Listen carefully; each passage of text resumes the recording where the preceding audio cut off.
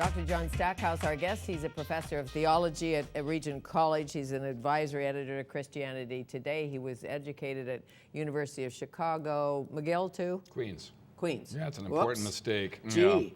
Yeah. Maybe you taught at McGill. I did, a little bit. Okay, yeah. I knew it was somewhere in there for sure. And you like to play jazz and you like to ski. Mm-hmm. So there. Okay. Okay, let's go back to some of the silly questions. 1/3 of Americans believe Billy Graham delivered the Sermon on the Mount. That can't be true. It's really not true. No, it was Jesus, and it was 2,000 years before. Mm-hmm. Billy's given a lot of sermons, but not that one. Well, see, cluelessness, I think, is dangerous. I really do. Mm-hmm. Complete cluelessness. The New Testament story, for instance, of the Good Samaritan. We say, were you a Good Samaritan today when you saw somebody lying on the road? But we have no idea what the history is or what it means. Not all of us, but many. Lots of us don't. And that's a really good question to raise, because whether Billy Graham gave the Sermon on the Mount is in itself, nothing really hangs on that, except that you don't know what the Sermon on the Mount is, and that is a great piece of religious and cultural literature. Whether you're a Christian or not, that is simply one of the world's great texts. And if you know nothing about it, it's lost to you. If you don't know about the Good Samaritan, that's just one of the world's great stories. Yeah. And you don't have to be a Christian to feel that there's a real loss there. No, like Sodom and Gomorrah, one of the world's amazing a great story. Is there a dictionary of religious literacy, something like that? Yeah, so there if has we don't been. know what a fatwa is, we know in North America, I think, what a fatwa is because of Salman Rushdie. Yeah, exactly. When the fatwa was imposed on him, But any good dictionary and encyclopedia, from Wikipedia to Britannica, has all this stuff there, because it is part of our cultural legacy. This is stuff that educated people should know. Right, but we make a lot of assumptions. As you know, an atheist believes what, an agnostic believes what. What is the difference? Atheist, no God. Yes. No God at all. There is no God. Or they will more carefully say, I have no reason to believe in a God, so I don't. Whereas an agnostic says, officially, I don't know. I just don't see the evidence being strong enough. And it's not provable, no matter what happens, they say, right? Well, an atheist might feel that it's not provable. Agnostic would say, I just don't know yet. Right. I'm waiting to find out. Yeah. And this is why I think, I taught religion in the public university for a number of years, and I feel that that's what needs to happen in at least our high schools. Right. Is that we do teach religion as simply part of what it means to be a citizen.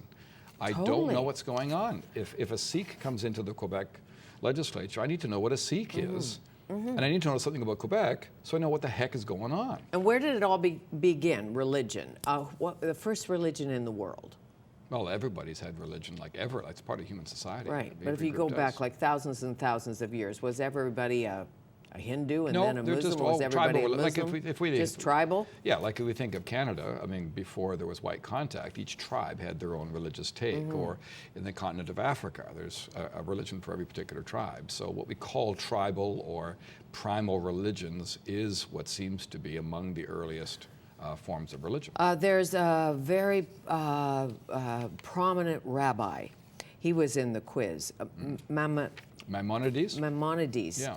And boy, that's a stumper for me. I didn't know about that, but apparently many of the Jewish faith did not know. No, but that would be a little bit like a Christian not recognizing the name Augustine or Thomas Aquinas. I mean, that's how bad it would be. Okay. Yeah. Okay, so Maimonides was a great Jewish philosopher and theologian, rabbi. And on the other end, there was a question about Billy Graham. Was he responsible for the Great Awakening? Yeah. And you say, no, it was Jonathan Edwards. Who he? Yeah, Jonathan Edwards is probably the greatest theologian and philosopher in American history. I mean, even if you're not a Christian, you might think that. He's an 18th century Puritan, Yale-trained pastor. And he and the British evangelist George Whitefield in the 1740s were largely responsible for the uniting of the 13 colonies in a religious revival that many historians believe cemented them into a kind of unit that 30 years later would rebel against England and start the United States. So religion was pretty important in that country's history. Well, as you know, in this politically correct age where there are some believers who say, do not teach any type of religion or the history of religion in schools because you'll brainwash my child. I don't want my child to know my child is of a certain faith, and I want my child to only know that. Yeah, well, that's why we have to worry about schools, because you know how schools brainwash children. Or a madrasa, they it teach doesn't them matter Shakespeare, where. and they're Shakespeare nuts for life. Have you noticed that about kids when they No. graduate from high school?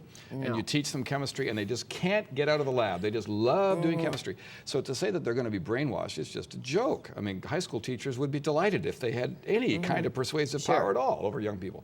But at least we can give them information. At least we can give them the kind of good information that will let them understand who their neighbor is, who their workmate is, to participate in politics without being afraid of those strange other people. And in Canada now, we have critical mass. We have a lot of Sikhs in Surrey. They affect elections. They affect school board decisions. We have a lot of people of various kinds of religious backgrounds, of Chinese ethnic extraction here in Vancouver, in Toronto, Winnipeg, Edmonton, Calgary. I mean, the world is here. And we've been talking about multiculturalism as a friendly slogan since the early 70s, but it's only interesting now, because now there's enough other people that we have to take them into account. And if my child is being raised as a Muslim and goes to school and learns about Buddhism or Christianity and decides that for them, that's the way to go, I think that's great. Yeah, but that's But I because you're must not be a a really very- good Muslim. You're a bad whatever you Well, are. see, I must be a very liberal parent You because are a liberal parent. if my child decides, having been raised by me, goodness knows, but they'd say I'm spiritual, not necessarily religious. Yes. But if one day they decide to embrace fully Yes. whatever they choose, they decide to become a Mormon missionary, then they do. I know, Their Fanny, but journey. you're just playing directly into the fears of some of the people we're trying to help. Because they say, well, if that's the risk, then I'd rather them be ignorant. Because the worst thing they can do is change faiths from that point of view. And what we have to try to do, I think, is say, look, there's no danger that your child is going to be converted to another faith because of one or two classes they take in high school. So don't worry about it. Just learn how to be a good citizen. And they are going to, as you know, they are going to make up their own minds anyway. Of course So they do. But welcome to Canada. given what's going on in the world with Islamophobia and all of that, if you understood the Muslim religion and you knew the difference between a Sunni and a Shia and Ismaili and what the difference, even the subtle differences, I still think the world would be a better place. We'd understand what's going on politically and in we would understand what's war going on. zones. That's exactly right. Religion doesn't have to be seen as good or bad, just like chemistry isn't good or bad. It's a way of understanding what's going on in the world, and that we do need. Sure. God loves all his children, whichever God you choose. And thank You you, think? Pastor Fanny. Thank you. I don't preach and teach ever. Yeah, you kind of do As there. you know, Yeah, you do. a I'm little trying not to. I'm not a native of the Bible Belt. I thank you. bit. Great to talk to you. Nice to see you again. Dr. John Stackhouse, he's a professor of theology at Regent College.